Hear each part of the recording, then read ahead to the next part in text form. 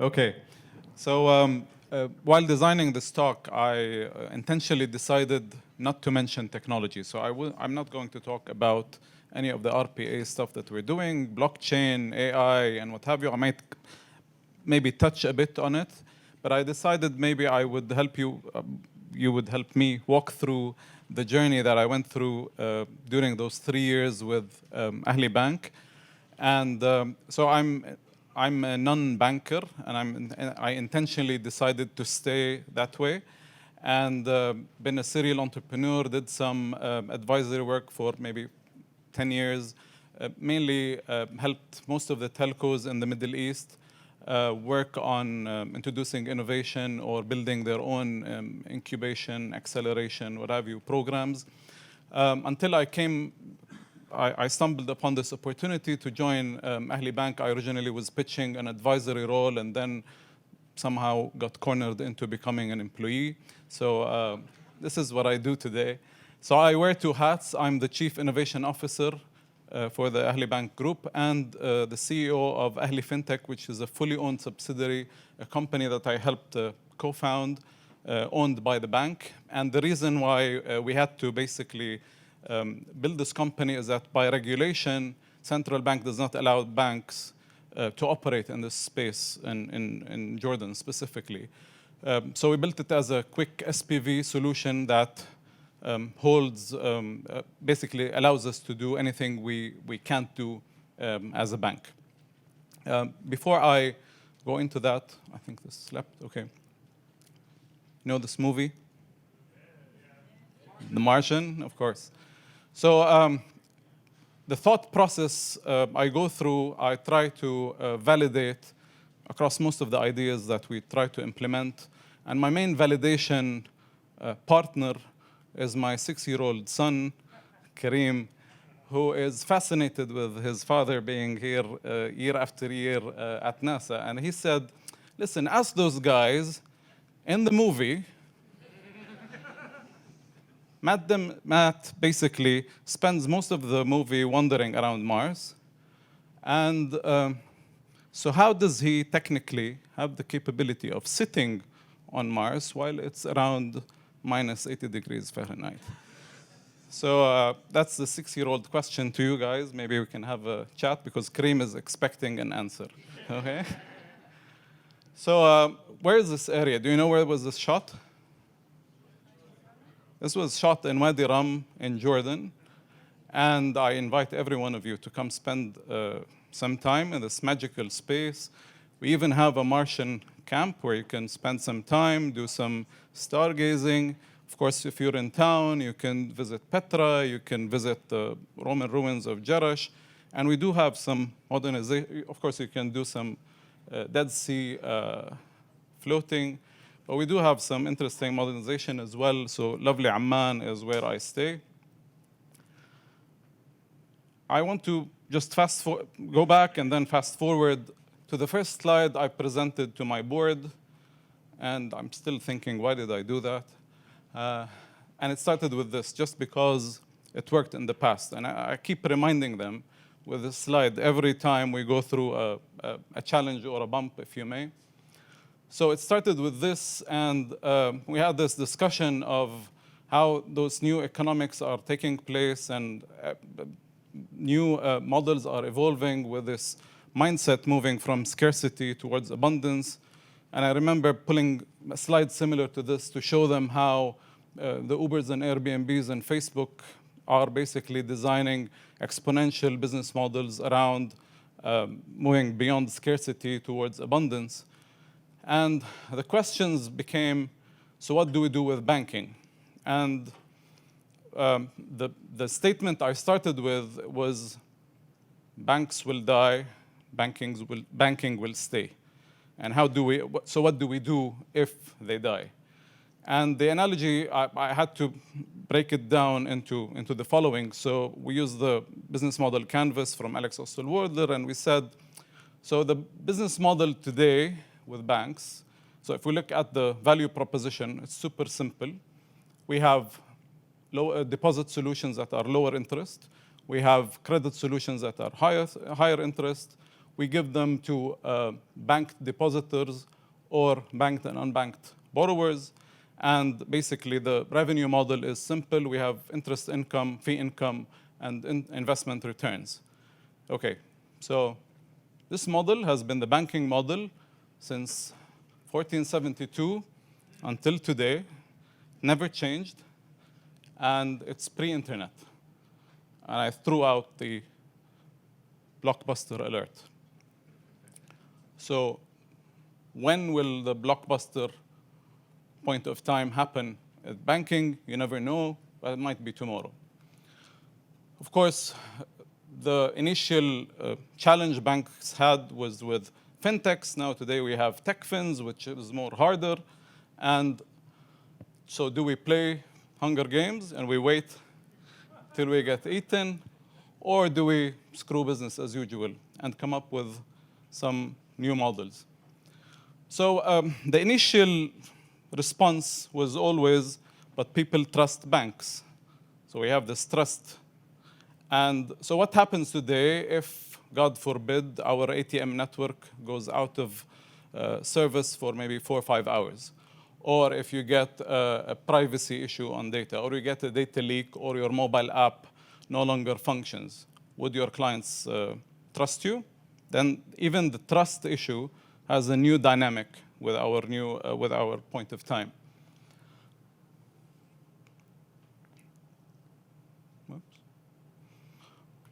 We were used to this model of money being in the wallet, but today you would easily leave your wallet, but you can't leave your phone. So there are new paradigms around behavior and what have you. Some call it invisible banking. We call it unconscious banking. So today you're dropped off from an Uber and the transaction happens and you don't need to think about it. So we used to talk about it as a fun element, so with the Uber. But today we have the Amazon Goes, and you never know how fast adoption of unconscious banking will take place. So what happens when this becomes the norm? Experience banking is a term we use to explore models, and especially in product development. So the questions I used to ask the product team is, do you really sell a housing loan to someone who is really interested in getting a housing loan, or is his interest really buying a house? And that completely changes the discussion. Am I really interested in a credit card, or do I want to travel and use the credit card to buy the ticket, then pay my hotel, and then do shopping, and what have you? And then this, again, flips the discussion. So experience banking is a trend that needs to be looked at. So we started looking into business model shift and what does that look like. And the analogy we went through, I helped the group go through, was based on looking at banks basically historically built infrastructure. Just like municipalities built roads and bridges, and then municipalities decided to add in a toll-based model. So it's a transaction-based model, just like banks do with the fees. And this basically moved gradually from you paying at the toll booth in cash to something like what happened in Dubai, where they introduced the RFID sticker on the car, and it became contactless and cashless. Now, again, just like the business model that has been there for ages, this is the same business model. You just added convenience, you enhanced maybe the customer experience, but it's the same business model. You did some digitization, you did some automation, and there's always this mix between introducing business model innovation and new thought process versus just automation and digitization of the same business model. And so we started thinking of where do we take that? And the analogy, just building on the roads analogy, was, So we have this road model. And so what if you no longer focus on the road alone, and you build a full ecosystem around the road and make sure people flourish or reach prosperity by having this ecosystem all around you? And this helped us start the discussion. So what goes into the Ahli Bank becoming a shared prosperity ecosystem is a combination of what does banking as a service look like, open banking look like, the different business models that go around it. And it's not a model that we want to be specific to Ahli Bank. We're looking into opening it up as well. And just to borrow the model, of course, most of you are aware of the exponential organization model. So our MTP, basically, the massive transformation purpose became shared prosperity. And what does that mean is, how can you let everyone contribute and benefit at the same time from the economic and social progress that you help drive? And we have a full narrative behind what does that look like, and it's an evolving model, but what we're looking at is how can you create a human-centric journey that takes specific different stakeholders across this shared prosperity cycle. And we no longer focus only on our shareholders and looking at their KPI of ROE, ROA, and what have you, but look into clients, employees, supplier, partners, different models around how you integrate those across shared prosperity. And then this helps you look into different journeys. So for example, income mobility. How can you help people move from poverty into becoming micro clients, and then retail clients, and then unbanked to banked, startups to scale-ups, and how do you move the needle across that? So the innovation theory, the model we designed, and I implemented this previously in telecoms, but today in banking, I got the opportunity to implement it in a much more solid manner. So the theory is there's an internal program, an external program, and then there's a spillover effect that takes place. And in our case, the internal program was headed by the innovation group, which I run. And then we have the external program that takes place at Ahli Fintech, the external company that focuses on fintechs and external IP. And then the model, hopefully, spillover effect takes place, and this grows. So we started with the external stuff. My initial challenge was, again, silos. So our IT group is completely different than our innovation group. And I was hoping that we can go faster. And then I discovered that I would be basically getting fintechs, pumping them up and telling them, come on, we'll integrate you. And then the integration exercise might take a year. And then they would simply go on a golden platter to other banks and connect with them much faster. So we kicked off our Ahli sandbox. Okay, we kicked off our Ahli sandbox. We have around 200 APIs, PSD2 ready. I'll go much faster. We had our first accelerator program. I'll quickly go into our internal program. So we started with our customer experience journey. It became our holy grail. We looked into it. And then we classified our work under three main horizons. So we have a business as usual model. Then Horizon 2 is where we look into enhanced experiences, where the 10% enhancement takes place. And then we call those the jaw-dropping experiences, or the future experiences, where there are 10x programs. First step was the immunity system attacked. So the core banking mothership said, we hate innovation. This is killing us. And then, to be fair, you look through their lens, and to them, I was the disruptor slash. So they hated innovation to an extent.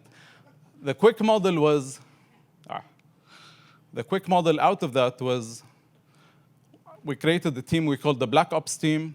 We killed middle management. We took them out. We brought in all the functions that were related to touch points related to customer experience, so marketing, product, you name it, we brought them in. And we created one team, parallel organization, networked, flat structure. We maintained the role at the hierarchy for 6 months, and then we completely shifted them to become the innovation team. That's the crazy team. And The process focused on initially measuring customer experience. We thought that was the main thing that we needed to look into. As a byproduct, we created something called Customer World, which is our platform that measures everything within customer experience. We killed the madmen, so they were pushing offline, non-measurable data, but we brought in the closed loop model. We created a growth hacking team internally. We insourced all of our outreach. And then we discovered it's not about customer experience, it's mainly about employee experience. And if you look into that, you can enhance customer experience substantially. And then there was the physical space, the culture, and the technology. The technology was the least that we needed to focus on. The rest was mainly, so we had to, we're building a new campus for the physical space. Just one. I'm not showing this video, but as a result, our average customer monthly complaints went down 80% last year. Those are our 10% results. We'll be showing 10x results, hopefully, in a couple of years. Number of active client accounts went up 15%. The branch performance was something new that we could see out of the data, which basically we have one of the largest number of branches in Jordan, but today everything we do is on your phone. So why do you need this branch? And I went down 10 branches, and then the regulator was not really happy with us closing branches. So we decided to repurpose what does a branch do, and I'll end with showing this small video of a new flagship branch that we launched in June, with where we're hoping to, we basically borrowed, so we had some cross-industry innovation, hopefully.